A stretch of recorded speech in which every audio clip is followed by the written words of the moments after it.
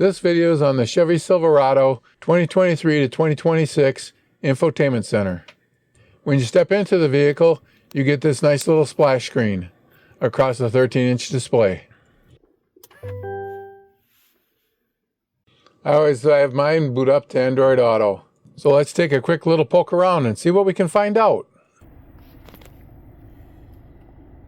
We'll start out with the audio section. Then if you hit this little white box up top, then you get to see what all the options are. You've got AM, FM, Sirius Radio, Bluetooth, Android Auto, and in my case I have News and Alexa are built into here as well. Not to mention USB port. Next thing we have is Google Maps, which if you're familiar with Google Maps on a computer or your cell phone, it's the same thing. Next thing you have is the phone function. Here you can choose between recent phone calls, contacts, favorites, or even the keypad.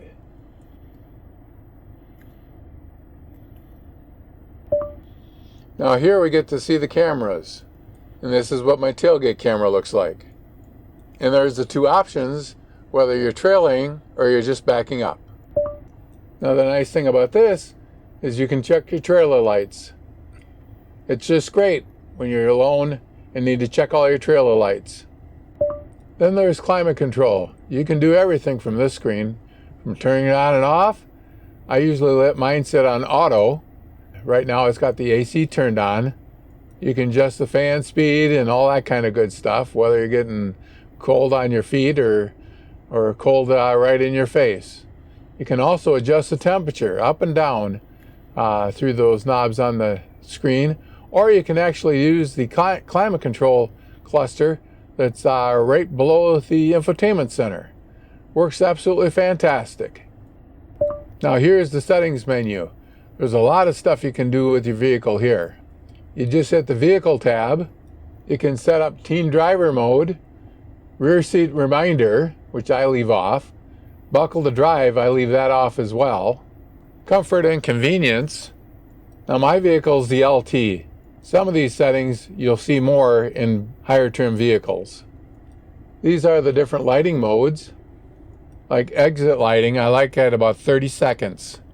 But you can set that all the way to 120 seconds. Now these are your power door lock controls.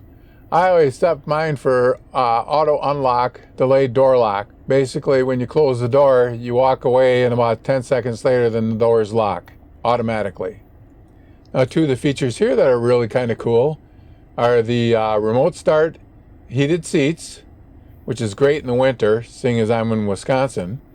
The other feature that I like is the remote window operation.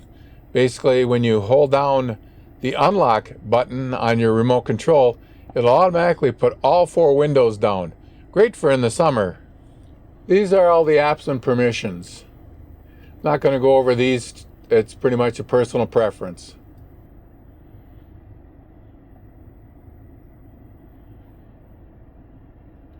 Now this is kind of cool. You can actually set up the time zones and stuff like that. Because it's got a built-in GPS, it'll actually change the time so you never have to. I set all mine on automatic. With the display option, there's several alternatives that you can go. You can flip the screens back and forth. Sounds is just what it sounds like. You can make special tones and that kind of stuff if you want to. And then there is a nice Wi-Fi hotspot on here. If you got OnStar, it works absolutely fantastic. And with me, I got a couple of apps here. I've got Amazon Alexa. I've got, of course, my Chevrolet app, which comes automatically. And then I also have Waze. And then we're back to Android Auto. I hope this video has been helpful. If you got any questions, please leave them in the comments. If you like this kind of content, please hit subscribe.